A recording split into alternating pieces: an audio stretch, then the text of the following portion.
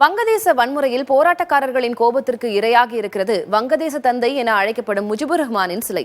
இந்த சூழலில் முஜிபுர் ரஹ்மானின் பின்னணி என்ன என்பதை விவரிக்கிறது இந்த செய்தி தொகுப்பு.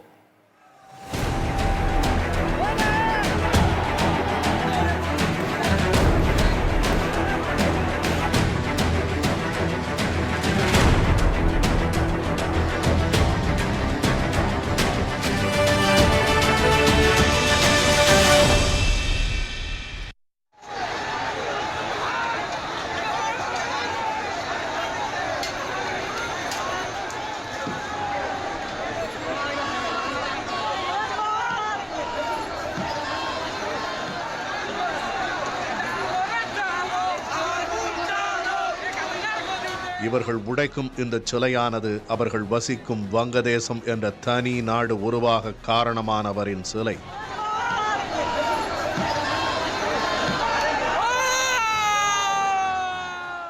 அந்நாட்டின் தந்தை என போற்றப்படுபவர் அவர்தான் வங்கபந்து என போற்றப்படும் ஷேக் முஜிபுர் ரஹ்மான். இதே போன்ற அடங்காத காளையாக மாணவ பருவத்திலேயே போராட்டக் களம் கண்டதன் மூலம்தான் அரசியல் உலகில் அடையாளம் காணப்பட்டார் முஜிபுர். கிழக்கு பாகிஸ்தான் என அழைக்கப்பட்ட பகுதியில் மொழி போராட்டத்தை தீவிரப்படுத்தியதன் மூலம் சிறையில் அடைக்கப்பட்டார்.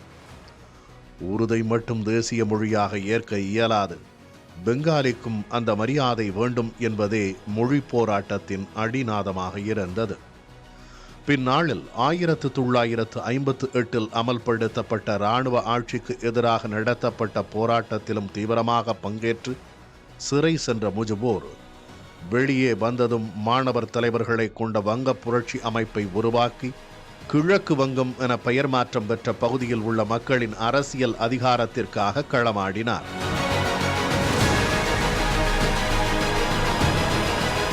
சிறைவாசம், போராட்டம் என அவர் வாழ்க்கை ஓட்டம் நடந்து வருகையில் 1970 பாகிஸ்தானில் நடைபெற்ற தேர்தலில் இவர் தலைமையேற்ற அவாமி லீக் அறுதி பெரும்பான்மை பெற்றது.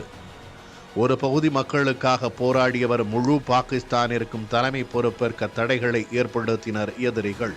பூட்டோவுடன் இணைந்து கூட்டணி அரசு அமைக்க எடுக்கப்பட்ட முயற்சியும் அப்போதைய அதிபர் யாஹ்யா கானால் முறியடிக்கப்பட்டது. அவாமி லீக் கட்சியும் தடை செய்யப்பட்டது. அதன் தலைவர்கள் கைது செய்யப்பட்டனர். வெகுண்டெழுந்த முஜிபுர் கிழக்கு வங்க விடுதலையை அறிவித்தார். கைது செய்யப்பட்ட முஜிபுர் மீது பல்வேறு குற்றச்சாட்டுகள் சுமத்தப்பட்டு மரண தண்டனையும் விதிக்கப்பட்டது.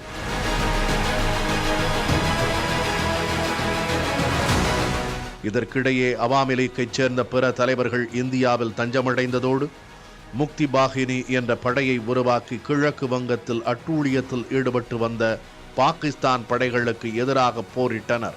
சர்வதேச அழுத்தத்திற்கு பின்னரும் முஜிபுரையும் வீட்டுச் சிறையில் இருந்த அவரது குடும்பத்தினரையும் விடுவிக்க பாகிஸ்தான் மறுத்தது. இந்தியாவின் உதவியை நாடியது முக்தி பாகினி. இந்திய படைகள் களமிறங்க பாகிஸ்தான் படைகள் தோல்வியுற்றன. வங்கதேசம் என்ற புதிய நாடு உருவானது. விடுதலையான முஜிபுர் பிரிட்டன் சென்றார். விடுதலை பெற்ற வங்கதேசத்திற்கு திரும்பும் முன் இந்தியா வந்து நாட்டின் விடுதலைக்கு துணை நின்றதற்கு நன்றி தெரிவித்து சென்றார் முஜிபுர். 1972 நாடு திரும்பிய அவர் 1975 வரை பிரதமராக பதவி வகித்தார். புதிய நாடான வங்கதேசத்தை கட்டமைப்பதில் அக்கறை காட்டிய அவர் 1975 தன்னை அதிபராக அறிவித்துக் கொண்டார். அரசியல் சட்டத்தை மாற்றினார். அவரது நடவடிக்கைகளுக்கு கடும் எதிர்ப்புகள் எழத் தொடங்கின.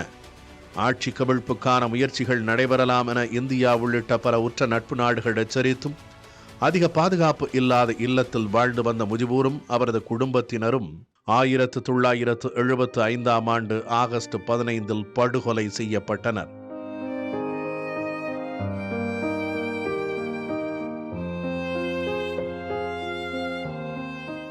அவரது மகள்கள் ஷேக் ஹசீனா, ஷேக் ரெஹானா இருவரும் வெளிநாடு சென்றிருந்ததால் உயிர் தப்பினர்.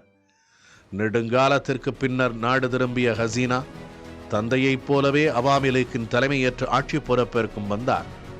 நீண்டகாலம் நாட்டை ஆட்சி செய்த பெண் தலைவர் என்ற பெருமையை பெற்ற அவரின் எண்ண ஓட்டத்தில் ஏற்பட்ட மாற்றமே பெரும் போராட்டத்திற்கு வித்திட்டு தேசத்தின் தந்தை என போற்றப்பட்ட அவரது தந்தையின் சிலையை தகர்க்கும் நிலைக்கும் கொண்டு சென்றிருக்கிறது.